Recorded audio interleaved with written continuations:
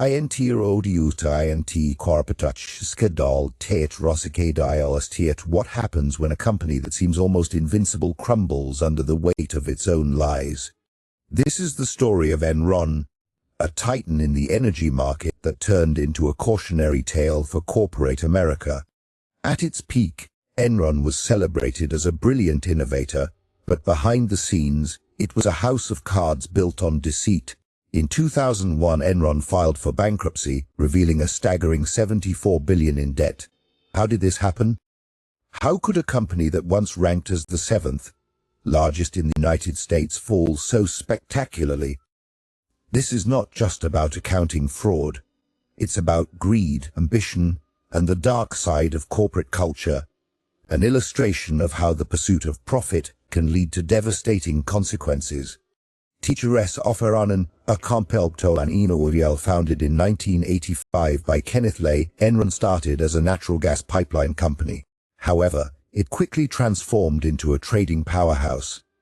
By the late 1990s, Enron was not just selling energy, it was trading it like stocks. What made Enron special? Its innovative approach to energy trading set it apart from traditional utilities. The motto, "Get it done," became synonymous with its aggressive, risk-taking culture. Analysts hailed Enron as the future of energy, but behind this facade of innovation lurked something darker. Tichi Kiltureofdcipion, how far would you go to protect your job? At Enron, employees were pushed to the brink. High-pressure sales tactics and an intense focus on performance created an environment where ethical standards were cast aside. With executives promising massive profits, the pressure on employees to deliver became suffocating. "We are all in this together," they'd say, but this meant cutting corners and distorting the truth. Could you imagine working in an environment where every number had to be massaged to meet expectations? Employees began to realize that honesty didn't pay, deception did. That's when accounting firm Arthur Andersen came into the picture. They weren't just auditors, they were partners in crime, willingly helping Enron conceal its financial issues. As one whistleblower remarked, they were more interested in their fees than their integrity. TACIT Trasicases do Dobana Gianti. How did they hide billions in losses? Through complex financial structures and accounting loopholes, Enron created what are known as special purpose entities, SPEs. These entities allowed them to keep debt off their balance sheets while inflating profits. Imagine creating an illusion so convincing that even savvy investors are fooled. That's what Enron did, over and over again. Mark-to-market accounting allowed them to record potential future profits as current income, making their financial health appear much better than it really was. It's like claiming you've won the lottery, even before you buy a ticket. If you're enjoying this, consider liking the video and subscribing for more insights. The Moia's dilemma. What does it take to stand up against a giant? In 2001, Sharon Watkins, an Enron vice president, raised concerns about questionable accounting practices. She wrote a memo to CEO Kenneth Lay warning him that the company would implode in a wave of accounting scandals.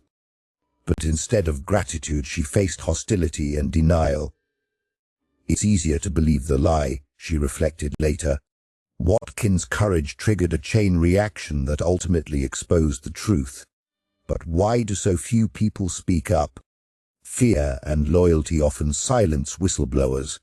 As Sharon once said, "You have to be willing to lose your job for what's right." But risking everything for honesty is a heavy price to pay. The call of Cars Falefs. As questions mounted in 2001, so did scrutiny from regulators and investors. The confidence that had once buoyed Enron began to evaporate.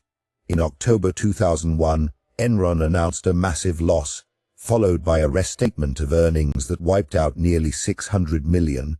The stock price plummeted from $90 to less than $1 within weeks. What followed was chaos.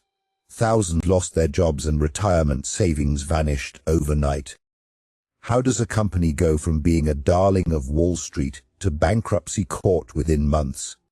The answer lies in systemic failure, a combination of greed, corruption, and a corporate culture that prioritized profits over people. THEFTA Kenlal and HUI Kulfalawu. The fallout was intense. Arthur Andersen lost its reputation and eventually went out of business, a victim of its own complicity. Executives at Enron faced criminal charges.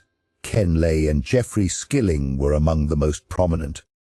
Lay famously claimed he had no knowledge of the fraud happening at his company. "I have never been accused of being dishonest," he stated during his trial. Yet, how could he be so oblivious? As Lay's defense unraveled, the jury found him guilty of fraud and conspiracy. He died before serving time, an ironic end for someone once considered a titan of industry. Reflectios Ogat EDA and Respesbea. What can we learn from Enron's fall? The scandal serves as a stark reminder that unchecked ambition leads to disaster.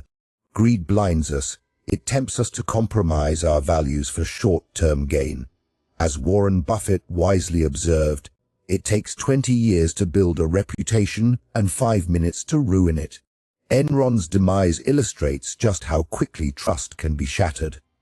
In today's world, where corporations wield immense power, we must ask ourselves, are we holding them accountable? Are we demanding transparency and ethics? Every individual has a role, whether as consumers or employees, in shaping corporate behavior.